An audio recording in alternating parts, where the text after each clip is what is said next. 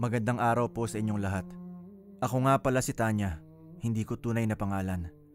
48 years old na ako sa kasalukuyan at nakatira dito sa Pasig City. Ang kwentong ibabahagi ko sa inyo ay nangyari may 14 na taon na ang nakalipas sa makasaysayang lalawigan ng aking mga magulang. Taon 2011, Siquijor. Doon ako pinanganak at lumaki. Solong anak lamang ako nila nanay at tatay. Ayon sa kanila, hindi na sila nagdagdag pa ng anak dahil sa hirap ng buhay namin noon. Pero magkasabay silang namatay nang matabunan ng landslide matapos ang pagragasa ng isang malakas na bagyo noong 12 taong gulang pa lamang ako. Simula noon ay sa mga lolo at lola ko na ako lumaki. Bata pa lang ako ay hindi nalingid sa aking kaalaman ang mga usap-usapan tungkol sa mga kababalaghang nagaganap sa lugar namin. Palibhasa, liblib at halos lahat ng bahagi noon ay wala pang ilaw sa poste, kaya madalas ang mga ganong pangyayari. Hindi pa kasi masyadong maunlad ang baryo namin ng mga panahon na yon. Isa sa mga pinakakinatatakutang kakatuwang usapin doon ay ang paksa tungkol sa nagaganap na barang o pambabarang ng hindi matukoy na tao. Ganun pa man, kampante kami noon dahil isang magaling na albularyo ang lolo ko na si Lolo Kaloy. Ang asawa naman niya na si Lola Gunding ay marunong ding manggamot, ngunit hindi katulad ng kaalamang taglay niya. Kinalakihan at nakasanayan ko na lang ang tungkol sa mga kwentong yon, hanggang sa nagdalaga ako at nagkaroon ng nobyo. Nauwi yun sa seryosong relasyon, dahilan para magdesisyon na kaming magsama. Taong 2011, nang tumira kami sa maliit na kubo na ginawa ng asawa ko na itatago ko na lang sa pangalang Junel. Lupa yun na pinamana ng mga magulang niya sa kanya, na isang baryo lamang ang pagitan mula sa bahay ng mga lola at lolo ko. Doon ay nakilala ko ang kapitbahay namin na itatago ko na lang sa pangalang Ate Nelly. At dahil baguhan lang kami sa lugar na yon, hindi ko inugaling lumabas-labas. Abala ako sa mga gawaing bahay at sa pag-aasikaso sa asawa kong si Junel sa tuwing uuwi siya sa hapon mula sa pagtatrabaho sa bukid. Kasama niya doon ang mga magulang niya dahil ang mga ito ang nagmamay-ari ng lupang sinasaka nila. Mabuti na lang mababait ang mga magulang mo, mahal, at nabigyan tayo ng lupa para tayuan ng bahay. Kahit ganito lang muna sa ngayon, ang mahalaga, nakabukod na tayo. Oo nga, mahal eh. Laking pasasalamat ko rin talaga sa kanila. Kaya ipinangako ko kay tatay na tutulong ako sa sakahan namin para mas lalo pang lumago ang mga ani. Hayaan mo, mahal. Gagawin ko ang lahat para maging mabuting asawa sa'yo at maging karapat-dapat na manugang para sa kanila. At kapag nagkaroon na tayo ng anak, sisiguraduhin kong aalagaan ko sila at magiging mapag-arugang ina ako. Hindi mo na kailangang sabihin yan, mahal. Nararamdaman ko namang ginagawa mo na yun ngayon pa lang at hindi ako nagsisisi na ikaw ang napili kong makasama sa buhay. Ganon kasimple at kasaya ang buhay namin noon. Bagamat minsan ay kapos sa mga pangangailangan, pero hindi naman yon pinagtatalunan at ginagawang dahilan para magkasamaan ng loob. Sa halip ay pareho kaming gumagawa ng paraan para mapunan kung anuman ang kulang sa amin. Isang umaga, kakaalis pa lamang noon ni Junel papunta sa bukid nang mapadaan sa tapat ng bahay namin si Ate Nelly. Kasalukuyan ako nagwawalis noon sa labas ng aming pintuan. Natanaw kong tila pasilip-silip siya sa bahay at animoy sinisipat kung anong nasa loob. Maya-maya nga ay hindi na siya nakatiis at lumapit sa akin bago nagsalita. Ineng, kayo yung bagong lipat dito, 'di ba? Ako nga pala si Nelly, Nelly Lagmay. Ang liit lang naman pala ng bahay nyo. Tsaka mukhang hindi pa kumpleto sa mga gamit. Si Junel lang ang gumawa ni Tana. Kawawa ka naman at dito ka lang natinira. Dapat kasi bago kayo nag-asawa ay may sarili na kayong bahay. Saglit akong tumigil sa aking ginagawa at humarap sa kanya. Tanya po ang pangalan ko. At opo, kami nga po yung bagong lipat dito. Teka, matagal na po ba kayong magkakilala ng asawa ko? Tungkol naman dito sa bahay namin, ayos na po to sa amin bilang nagsisimula.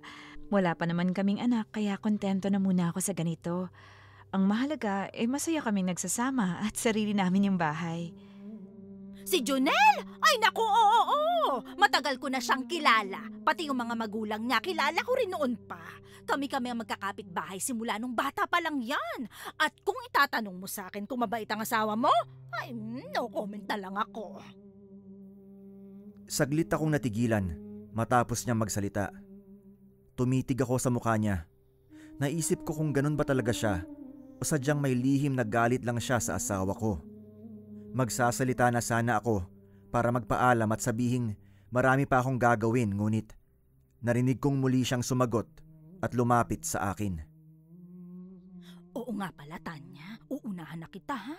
Huwag na huwag kang bibili ng kakanin dun kay Marta. Alam kong hindi mo pa siya kilala, pero kapag may napadaan dito na babaeng mataba at naglalako ng mga kakanin, naku, siya na yon.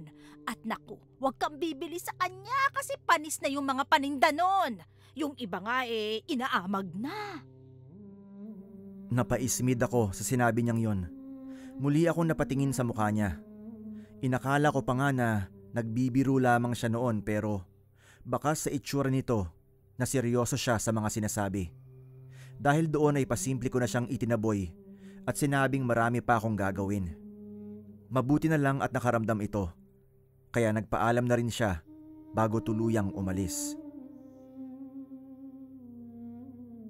Kinahapunan, nang dumating si Junel, hindi ko nakalimutang banggitin sa kanya ang tungkol sa biglaang pagpunta roon ni Ate Nelly nung umaga. Ikinuwento ko sa kanya ang mga napag-usapan namin, maging ang pagbibigay sa akin ito ng paalala na huwag akong bibili ng mga panindang kakanin ni Marta. Si Ate Nelly Lagmay? Oo, kilala ko yon. At kilala rin siya ng buong pamilya namin. Alam ng mga tao dito na ubod ng tsismosa at palahatid na maling kwento ang babaeng yon. Kaya hanggat maaari, mahal, huwag ka na ulit makikipag-usap sa kanya. At wag ka magkakamaling papasukin siya dito sa bahay kahit anong mangyari. Lalo na kapag wala ako, ha? Habang nagpupunas ng lamesa, ay muli akong napaisip. Marahil ay totoo nga ang sinasabi ng asawa ko tungkol kay Ate Nelly. Base kasi sa unang pagkakakilala pa lang namin kanina, ay yun na nga kaagad ang katangiang napansin ko sa kanya. Isa pa ay si Junel na rin mismo ang nagsabi na kilala ito ng buong pamilya nila at alam na mga tao sa lugar doon na ganun nga ang ginang. Dahil doon, nakumbinsi ko ang sarili at sinabing susundin ko na lamang ang mga sinabi sa akin ng aking asawa. Kinabukasan, muli ay mag-isa na naman ako sa bahay. Habang nangunguha ng mga tanim na saluyot sa harapan ng bahay namin, ay biglang dumating si Lolo Kaloy. Masaya ko siyang binati at pinapasok sa loob ng bakuran para paupuin.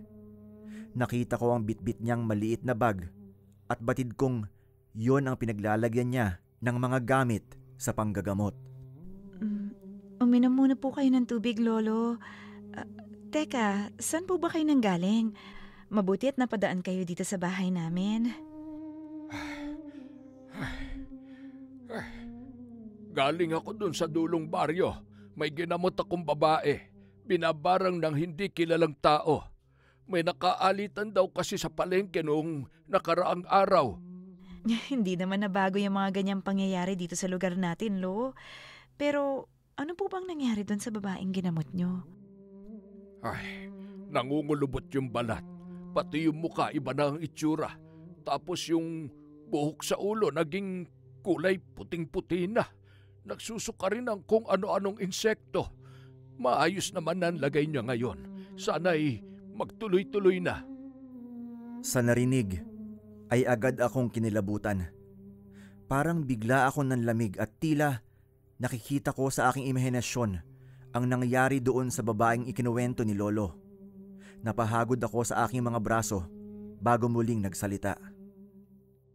Diyos ko po, Sana naman hindi mangyari sa akin na nangyari sa babaeng ginamot ninyo, Lo. Kaya hindi ako lumalabas ng bahay dito dahil ayoko may makausap at biglang sumama ang loob sa akin nang hindi ko nalalaman.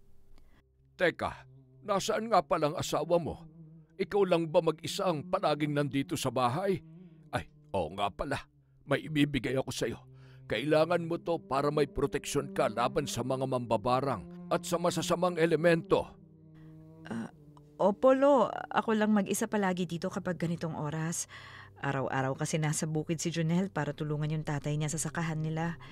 Pero umuuwi rin naman siya tuwing alas 5 ng hapon bago dumilim. Kaya may makakasama rin naman ako sa gabi. Tinitigan ko yon. Isang kwintas. Pinagmasdan ko ang pendant noon na hugis pahaba at parang babasaging kristal. Maya-maya, ipinaliwanag sa akin ni Lolo kung ano ang bagay na yon. Yan ay ang kwintas na buntot ng alakdan. Mabisang proteksyon laban sa mga hindi matukoy na mambabarang at masasamang elemento. Pero wag mong ipapahawak yan sa iba, ha? Nawawala ang bisa ng kwintas kapag napupunta sa kamay ng sino man na hindi naniniwala sa kakayahan yan. Kailangan mo ang bagay na yan, lalo na sa oras na ikaw ay nagdadalang tao na. Matapos nun, ay muli kong tinitigan ng kwintas at ang pendant na nakalawit doon. Namangha ako nang makita ang tila kumikinang sa loob nito na animoy mga bubog ng kristal. Napangiti ako matapos isuot yon sa leeg ko. Kasunod ay bumaling ako kay Lolo, tsaka ngumiti at nagpasalamat sa kanya. Di nagtagal, nagpaalam na rin si Lolo na uuwi na dahil mag-isa lang daw sa bahay si Lola Gunding at walang ibang kasama. Nagmano muna ako sa kanya bago siya tuluyang lumabas ng bakuran. Ihinatid ko naman siya ng tanaw hanggang sa makaliko na siya ng daan. Halos 5 minuto pa lang na nakakaalis si Lolo ay biglang sumulpot muli si Ate Nelly. Hindi ko na siya nagawang ipagtabuyan pa dahil agad na itong nakapasok sa bakod nang hindi ko namamalayan. Kasalukuyan ako naghihimay ng mga gulay na kinuha ko noon sa aming bakuran. Hoy, Tanya! Nakita ko yung bisita mo kanina. Sino yon at kaano-ano mo siya? Bahagya pa akong nagulat nang tawagin niyang pangalan ko, ngunit pinilit kong maging kaswal bago sumagot sa tanong niya. Yun ba? Lolo ko yun, si Lolo Kaloy. Napadaan lang dito sa bahay kasi may ginamot daw siya doon sa dulo ng baryo. Nakita kong nanlaki ang mga mata ni Ate Nelly sa aking sinabi. Tila biglang nainitan at pinaypayan ng sarili gamit ang hawak niyang abaniko bago muling nagsalita. Lolo Kaloy? Siya ba yung kilalang magaling na albularyo dito sa lugar natin? Yung nakakatanggal daw ng barang at sumpa ng mga aswang? Mabilis siyang nakalapit sa akin bago hinawakan ng kwintas na suot ko. Agad ko namang hinawi ang kamay niya, tsaka ako napaatras at galit na nagsalita. Ate Nelly, mawalang galang na po. Kung wala na kayong ibang kailangan, makaalis na po kahit marami pa akong gagawin. Salamat sa pagbisita ninyo. Ang damot mo naman. Gusto lang naman kitang makita kung ano yung nasa leeg mo eh. Dang ka na nga! Madamot! Sinundan ko na lang siya ng tingin habang napapailing at napapabuntong hininga. Hindi ko alam kung kawalang respeto ba yung nagawa ko o sadyang masyado lang akong nakulitan sa kanya. Kasunod nun ay inis na ipinagpatuloy ko na lang ang aking ginagawa. Hindi ko na lang sinabi kay Junel ang pangyayaring yon dahil tiyak na magagalit ito sa akin. Kabilin-bilinan kasi niya na huwag ako makikipag-usap kay Ate Nelly, pero hindi ko naman ito magawang ipagtabuyan, lalo pa nga at nagugulat na lang ako sa biglaan niyang pagsulpot palagi. Makalipas ang ilang araw, nanatiling tahimik at maayos ang pamumuhay naming mag-asawa. Medyo nabawasan na rin ang gawain ko sa bahay dahil hindi ko na kailangan magluto ng maaga sapagkat hindi na nagdadala ng pagkain si Junel sa bukid. Isinasama na raw kasi siya ng tatay niya sa pagkain na dinadala nito para sa kanila. Hindi na rin napadaan sa bahay namin si Ate Nelly matapos ang huling pag-uusap namin. Inakala ko noon na tuluyan ng matatahimik ang buhay naming mag-asawa, ngunit Isang araw, habang pauwi ako galing sa palengke, nakasulubong ko si Ate Nelly habang matamis na nakangiti sa akin. Marahan niyang hinawakan ang braso ko at iginiya ako papunta sa gilid ng daan at may binalita siya sa akin. Ayoko sanang sa akin manggalingan tungkol sa bagay na ito, Tanya. Kaya lang, ilang araw ko na kasing nakikita yung asawa mo sa bukid. May babaeng palaging nagdadala ng pagkain sa kanya tuwing tanghali. Ho?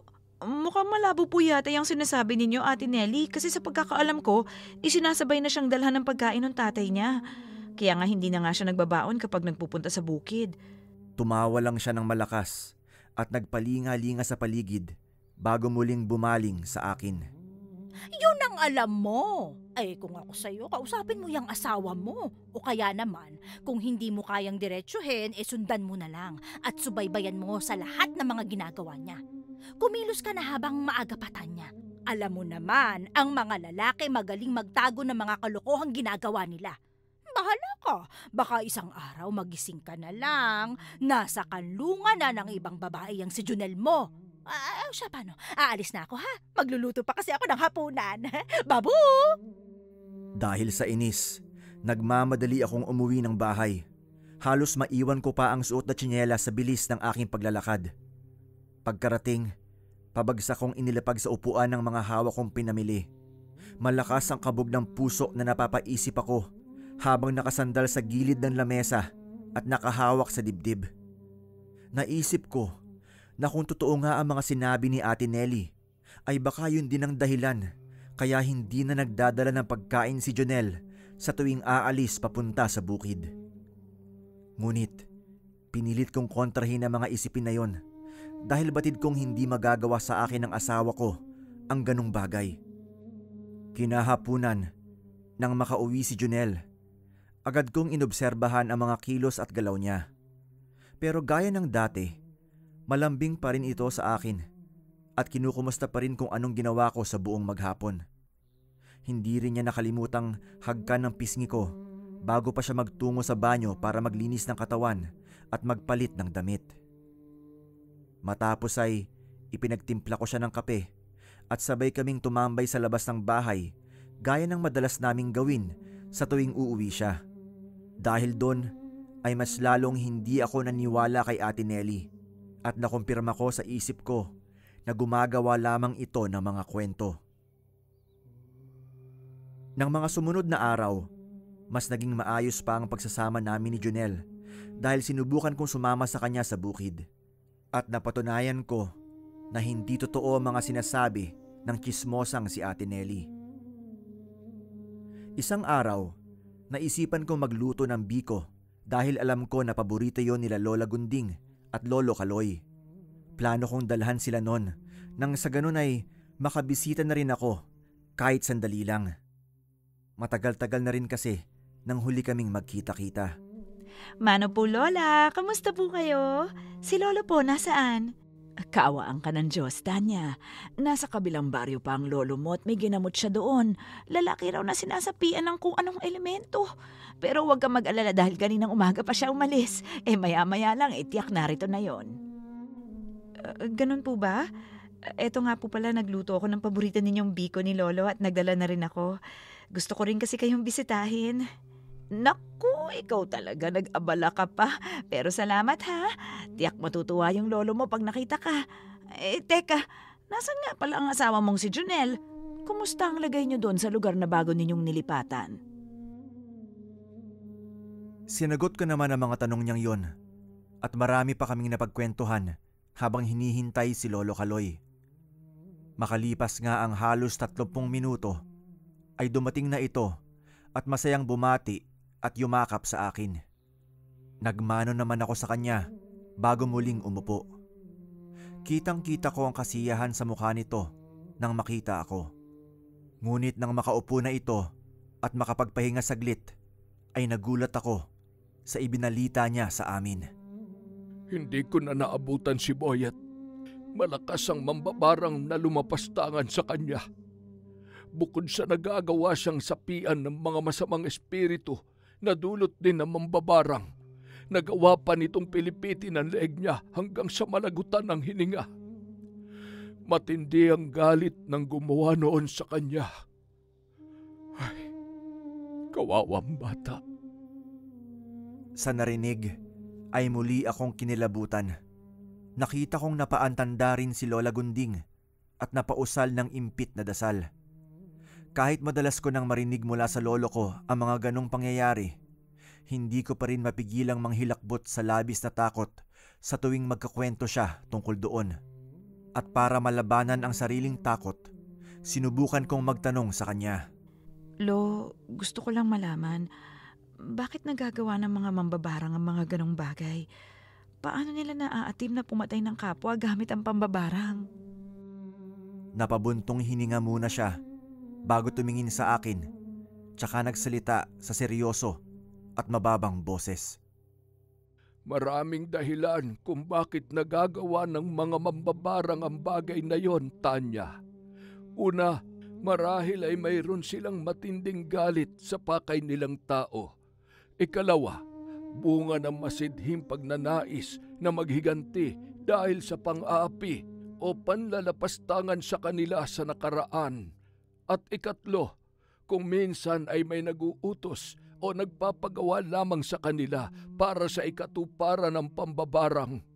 Mga taong may malalim na sama ng loob sa mga kaaway nila, ngunit walang kakayahang lumaban, kaya sa kanila lumalapit upang magpatulong. Napayakap ako sa sarili habang iniisa-isa sa aking isip ang mga sinabing yon ni Lolo. Hindi ako makapaniwala na sa isang iglap at kisap mata lang ay magagawang kumitil ng buhay ang isang mambabarang. Marami pa kaming napag-usapan noon tungkol sa mga karanasan ni Lolo sa panggagamot at naisip kong mabuti na lang at hindi niya ako nakakasama sa mga yon. Dahil kung nagkataon, baka kumaripas ako ng takbo pa uwi kapag nakita ko ang akatwal na pangyayari. Bago magtanghali, nagpasya na akong umuwi. Habang naglalakad ako, hindi mabilang ang mga naririnig kong usapan sa paligid tungkol sa kamamatay lang na lalaki na ginamot ni Lolo na si Boyet. At dahil hindi naman ganon kalaki ang baryo namin, kung kaya mabilis na kumalat ang mga balita tungkol doon. Hindi rin nakaligtas sa aking pandinig ang bulong-bulungan nila tungkol sa pinagdududahang mambabarang na taga-kabilang baryo lamang daw kung saan ay malapit lang din sa bahay ng namatay na si Boyet. Ipinagwalang bahala ko na lang ang mga narinig at sa halipay nagmadali na akong umuwi. Ngunit kinahapunan, dumating na galit sa akin ang asawa ko at kulang na lang ay saktan niya ako dahil sa labis na pagwawala nang makapasok sa loob ng bahay. Kaya pala gusto mong palaging nandito lang sa bahay dahil may pinapatuloy kang lalaki dito kapag wala ako. Napakawalang kwenta mong asawa, Tanya. Pinagkatiwalaan kita, tapos manlalalaki ka lang. Napanganga naman ako sa mga narinig at agad na sumagot para depensahan ang aking sarili. Ano bang pinagsasabi mo, Junel? Saan ang galing ang kwentong yan? Hindi ako umaalis ng bahay at wala akong pinatutuloy na lalaki dito kapag wala ka. Kung sino man nagsabi sa'yo niyan, tiyak na gumagawa lang yun ng kwento. Ang pinakaayaw ko sa lahat, yung sinungaling, Tanya. May nakakita sa'yo nung umalis ka kanina. Tapos ngayon magtatanghali na tsaka ka palang nakauwi. Ngayon sabihin mo nagsisinungaling ako. Diyos ko naman, Junel. Nagpunta lang ako kina Lola at Lola dahil dinalhan ko sila ng niluto kong biko. Teka, sino ba kasi nagkwento sa'yo niyan, ha? Naiinis na tanong ko sa kanya. Tsaka ko siya nilapitan at tinitigan sa mga mata. Ngunit, galit siyang umiwas sa akin at nagtungo sa aparador na lagayan ng mga damit namin. Isa-isa niyang nilagay sa supot ang ilang mga damit at galit na muling nagsalita. Kapag nakausap mo na si Ate Nelly at napatunayan mo na hindi totoo yung mga sinasabi niya may iba kang lalaki, saka na lang ako babalik dito. Pero sa ngayon, dun muna ako tutuloy kina tatay. Bahala kayo mag-usap niyang Nelly na yan. Padabog na turan niya bago nagmamadaling lumabas na ng bahay. Halos mangiyak-ngiyak at magmakaawa na ako sa kanya ng mga sandaling yon at paulit-ulit na tinawag ang pangalan niya. Ngunit Hindi na niya ako pinansin o nilingon man lang. Napasalampak na lang ako sa sahig habang nanginginig ang mga labi sa baghikbi at tila papanawan ako ng sariling ulirat. Naghihimutok sa galit na naiwan ako mag-isa sa bahay at parang gusto kong sugurin sa bahay niya si Ate Nelly. Ngunit hindi yon ang ginawa ko. Sa halip, may naisip akong ibang paraan para gantihan siya. Kinabukasan, ipinasya kong magtungo sa kabilang baryo kung saan narinig kong tagaron lang daw yung hinihinalaang mambabarang na kinatatakutan ng lahat doon sa amin.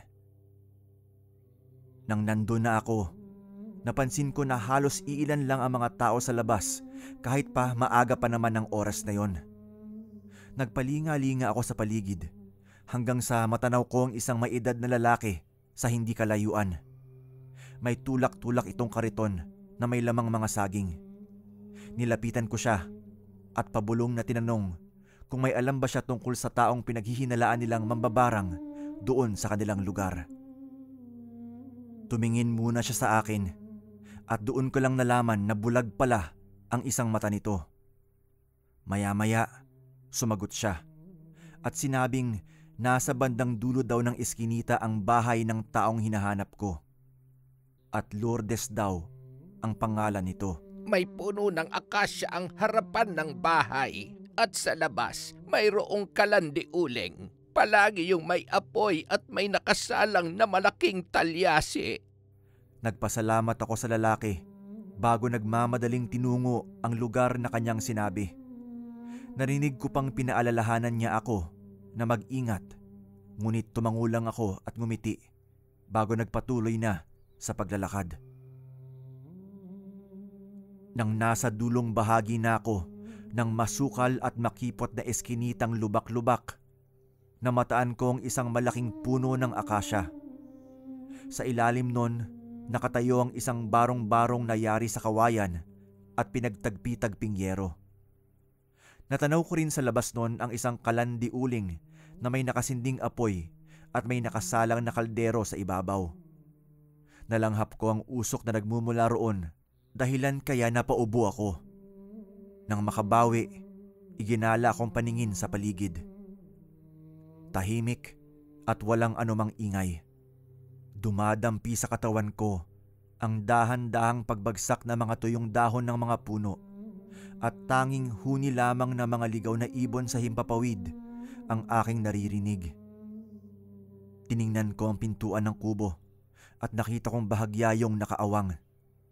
Dahan-dahan akong lumapit. Ngunit bago pa man ako makarating, biglang dumungaw ang isang matabang babae. Mahaba ang buhok nito at may itim na telang nakatalukbong sa kanyang ulo. Anong ginagawa mo rito? Paano mo nalaman tong bahay ko? Mawalang galang na po. May nakapagturo lang po sa akin ang bahay nyo. Kayo po ba si Aling Lourdes? Umalis ka na! Hindi mo dapat ginagambala ang pamamahinga ko. Mariing pagtataboy niya sa akin, ngunit agad ako nagsalita at lakas loob na sinabi ang aking pakay. Bagamat hindi niya sinagot ang tanong ko tungkol sa pangalan niya, batid ko na siya na nga ang taong sadya ko. Isasarado na sana niya ang pintuan noon, ngunit muli siyang napatingin sa akin matapos kong magsalita. Tinitigan niya ako mula ulo hanggang paa bago nilakihan ang pagkakabukas ng pinto. Inalis rin niya ang talukbong sa ulo, tsaka ako pinapasok sa loob. Nang nasa loob na, agad sumalubong sa akin ang hindi pamilyar at nakasusulasok na amoy na tila pinaghalong langis at bulok na kahoy. Inikot ko ang paningin sa paligid. Nakita ko ang mga kakatuwang imahe na noon ko lamang natunghayan sa buong buhay ko. Sa kabilang panig naman, ang isang lamisita na may nakapatong na iba't ibang garapon at may lamang halamang ugat at kulay kalawang na likido. Maupo ka at ikwento mo sa akin ang buong pangyayari. Untag niya sa akin, sabay kalabit sa aking balikat. Halos mapasigaw pa ako noon dahil sa gulat kasabay ng pagbaling sa kanya. Matapos ay umupo ako sa lumang silya. Narinig ko pa ang paglangit-ngit nun ng lapatan ng aking pang-upo. Nagpakilala muna ako bago inisa-isang ilahad sa kanya ang lahat ng mga pangyayari. At habang sinasabi ko ang mga yon, tila ba mas tumitindi ang galit at sama ng loob ko kay Ate Nelly. Muling bumalik sa isip ko ang lahat ng naganap hanggang sa araw na iniwan akong mag-isa ni Junel. Matapos kong magkwento ay si Aling Lourdes naman ang nagsalita. Tama yan. Magalit ka sa kanya. Kamuhian mo siya. Ilabas mo ang lahat ng puot mo. Malaki ang maitutulong niyan para mas maging mabisa ang gagawin kong ritual. Sige, ako na ang bahala sa babaeng yon. Turan nito, bago tila may kinuha sa ilalim ng lamesa. Isang piraso ng kulay pulang papel yon at itim na lapis. Inilapag niya yon sa lamesa at binigay sa akin ang lapis at sinabing isulat ko raw doon ang buong pangalan ni Ate Nelly. Saglit ako napaisip at pilit na inalala ang tunay na pangalan ng naturang babae. Bigla ay naalala ko ang usapan namin ni Jonel nang mabanggit niya sa akin ang tunay at buong pangalan nito at nung ipakilala ni Ate Nelly ang sarili sa akin. Nelly Lagmay. Tama! Nelly Lagmay nga! Bulong ko sa aking sarili bago nagmamadaling isinulat yon sa kulay pulang papel. Kasunod, nakita kong binulungan niya ang papel matapos ay itinupi sa dalawa at nilagay ito sa isang babasaging garapon at tinakpan. Laking gulat ko nang makitang may lamang mga salagubang at gagamba ang loob nun. Tsaka siya matamang tumingin sa akin at ngumiti. Lumantad sa paningin ko ang naninilaw at basag-basag niyang mga ngipin bago sinabing wala na raw akong dapat na alalahanin. Bago umalis, sinubukan ko pang mag-abot ng kaunting halaga sa kanya, ngunit tinanggihan lamang niya yon at tinabig ang kamay ko. Anya, hindi raw siya tumatanggap ng anumang bayad kapalit sa ritual na ginagawa niya. Basta mangako lamang daw ako na mananatiling lihim ang aming usapan at wala akong sinumang pagsasabihan. Tumango naman ako bago nakangiting nagpaalam na para umuwi. Bit-bit ang pag-asa sa napipintong tagumpay. Kinabukasan ay wala namang kakaibang pangyayari. Inisip ko tuloy na baka niloloko lang ako ni Aling Lourdes o kaya naman umatras na ito sa aming usapan. Ngunit makalipas ang 3 araw, nagkagulo ang mga tao sa baryo nang mabalitaan ang nangyayari kay Ate Nelly. Isang umaga ay halos hindi maganda ugaga ang aming mga kapitbahay na tumatakbo papunta sa bahay ng tsismosa naming kapitbahay. At dahil sa labis na kuryosidad, sumunod na lang din ako. Pero hindi dahil sa nag-aalala ko, kundi dahil gusto kong makiusisa. Ngunit halos hindi ako makapaniwala nang makita ang itsura ni Ate Nelly sa bahay nila habang kalong-kalong siya ng asawa sa kandungan nito. Tila butot balat na ang babae. Humpak ang magkabilang pisngi. Malalim at nangingitim ang mga mata. At taas-baba ang dibdib dahil sa hirap sa paghinga. Parang lantang gulay na ito at ang mga daliri ay dumoble na rin ang haba kumpara sa karaniwang sukat nito. Doon, bigla kong naalala si Aling Lourdes. Lihim akong napangiti dahil sa wakas, umeepekto na ang ritual nito laban kay Ate Nelly. Maya-maya, dumating doon si Lolo Kaloy. Sinabi niya na may nagpunta sa kanya at pinaalam ang nangyayari kay Ate Nelly. Agad akong kinabahan. Natakot ako na baka malaman nitong ako ang dahilan kaya naging ganon ang kapitbahay namin. Ngunit, hindi na lang ako nagpahalata noon at umakto na tila alalang-alala sa babae. Matapos ang ilang pamamaraan ng panggagamot, napatingin si Lolo sa asawa ni Ate Nelly at malungkot na nagsalita. Ikinalulungkot ko, Roman. Ngunit wala akong kakayahang labanan ng mambabarang na gumawa niyan sa asawa mo.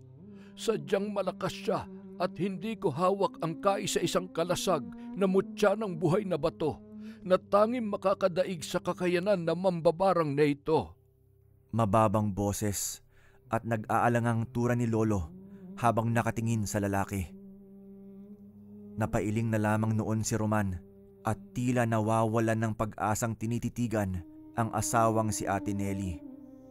Ngunit hindi pa man lumilipas ang isang segundo, nagulat ang lahat nang makitang nagsuka ito ng mga salagubang na halos ikawala na ng kanyang natitirang hininga. Sunod-sunod ang paglabas nun mula sa kanyang bibig at hindi pa yon doon natapos dahil sinabayan pa ito ng paglabas ng sandamakmak na mga gagambang kulay pula na nagpupulasan mula sa kanyang ulo. Nagsimula muling umusal ng mga orasyon si Lolo at makalipas lamang ang ilang minuto, nawala na ang mga insektong nagsisilabasan kay Ate Nelly. Naglabas ng isang kwintas si Lolo mula sa maliit niyang bag at isinuot yon sa babae.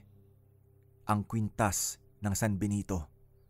Ngunit sinabi niyang pansamantala lamang daw yun dahil hindi titigil ang mambabarang sa ginagawa nito laban sa kanya. Magkasabay kaming umuwi ni Lolo. Dahil sa pagod, nagpahinga muna siya sa bahay. Doon, sinabi rin niya sa akin na patindi ng patindi ang lakas ng mambabarang na nakatunggali niya. Parang doble na raw ang lakas nito kumpara sa dati. Nalaman ko rin mula sa kanya na yun din pala ang mambabarang na matagal nang nagbibigay ng malas at kamatayan sa mga tao sa lugar namin. Dahil doon, nakadama ako ng awa at matinding pagkakonsensya. Wala naman sa plano kong wakasan ang buhay ni Ate Nelly.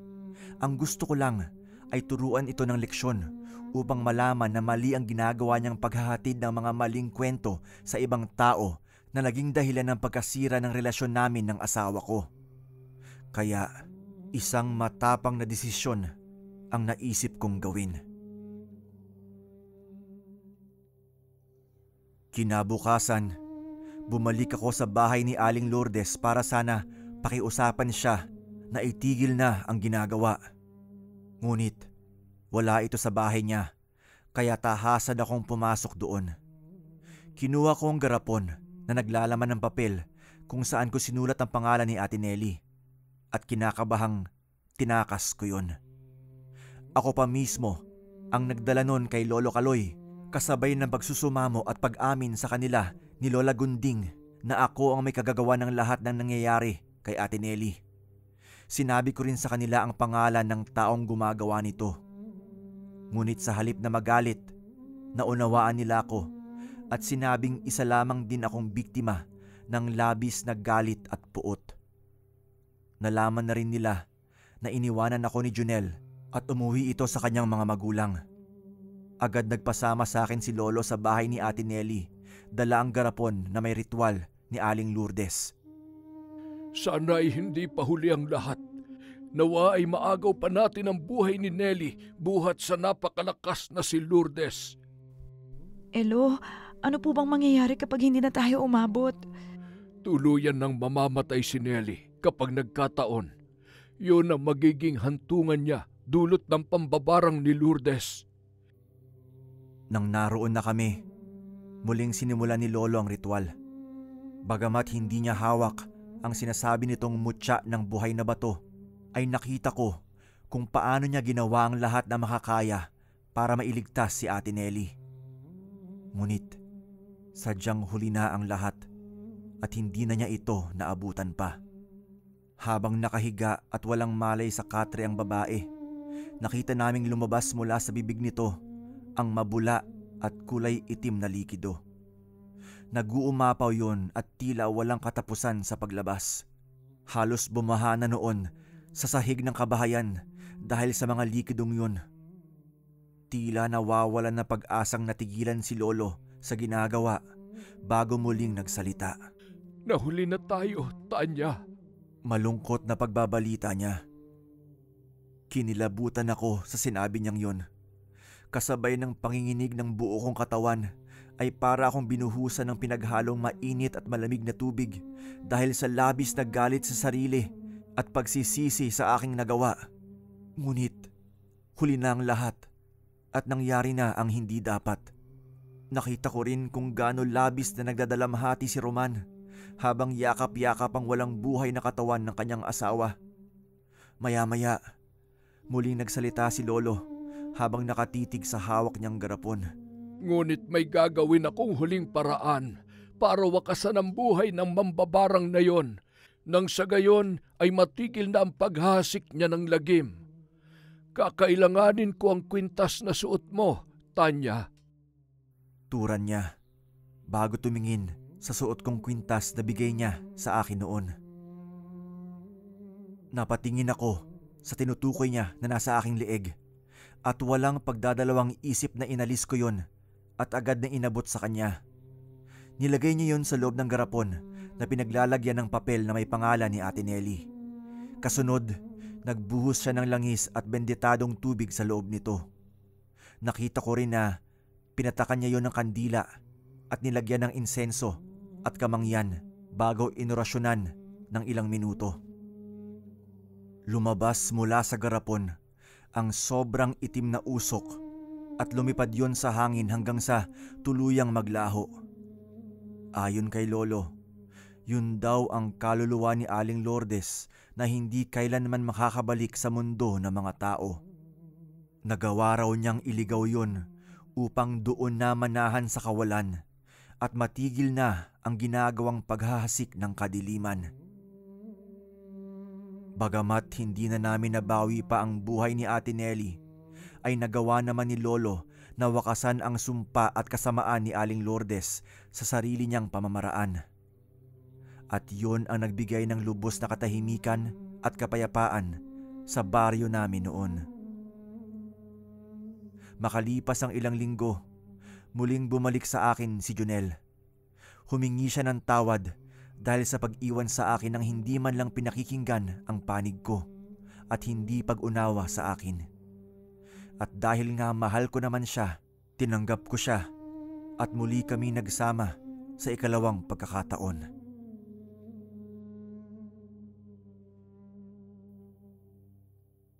Makalipas ang maraming taon, matapos mamatay nila Lolo at Lola, ay umalis kami sa Siquijor at sinubukang makipagsapalaran dito sa Maynila. Sa awa naman ng Diyos, hindi naging mailap sa amin ang swerte. Agad na nakahanap ng regular na trabaho si Junel sa kumpanya ng mga bakal. At ako naman ay nagkaroon ng maliit na pwesto sa palengke para makapagtinda ng mga isda at karne. Meron na rin kaming 3 anak at ang 2 sa kanila ay may mga asawa na sa ngayon. Dito ka na muna po tatapusin ang kwento kong ito. Sana ay nagustuhan ninyo at kahit paano ay pansamantalang na ipasyal kayo sa mundong hindi man natin aminin, ay batid nating sadyang punong-puno ng hiwaga at kababalaghan. Nagpapasalamat, Tanya, mula sa Pasig City.